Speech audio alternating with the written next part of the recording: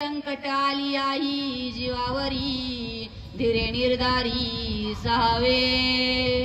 आणि या ठिकाणी प्रभू रामचंद्र सांगतात की जरी मी त्या हरणाच्या पाठीमागे गेलो, त्याला मी मारण्यासाठी जात आहे, कितीही मोठं संकट आलंच तरी तीळभरही तू इथून हलायचं नाहीयेस।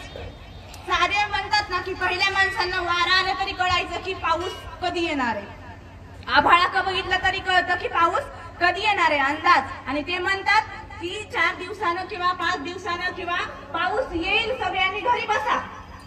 पण कुणी बसत नाही। छत्री घेऊन या म्हणलं, कुणी कथा कीर्तनाला जाताना छत्री अजिबात घेत नाही। परंतु असं जसं सांगतात तसं प्रभू रामचंद्रही सांगतात की जोपर्यंत मी आश्रमात वापस येत नाही, परत येत नाही, तसं एक तीळभरही तू हा आश्रम सोडून, आपली कुटी सोडून, पंचवटी सोडून कुठे जाऊ नकोस। मजवे पायी काय चित्ता तू न करावी गा सर्वता,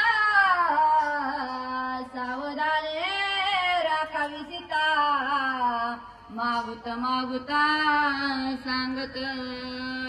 मागुता मागुता सांगत म्हणजे पुनरपी पुनरपी सांगतात लक्ष्मणाला की तुझ्या चित्तामध्ये शंकाही आणू नकोस की मी गेल्याच्या नंतर मला काही व्याधी होईल, मला त्रास होईल किंवा मी संकटात पडेल, असा निसंशय राहा। कारण संशयाहुनी थोर पाप नाही घोर, विनाशाची वाघूर प्राणी आयुष्य।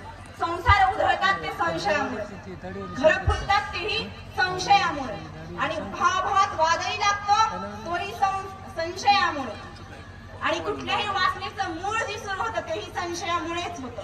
म्हणून मनातला जो संशय येईल तुझ्या, मला जर उशीर झाला तरी पुनरपी सांगतोय मी तुला, काही जरी झालं तरी चित्तात इतकी तीळ मात्र शंका आणू नको लक्ष्मण, सावधपणे सीतेचं रक्षण कर। अति संकट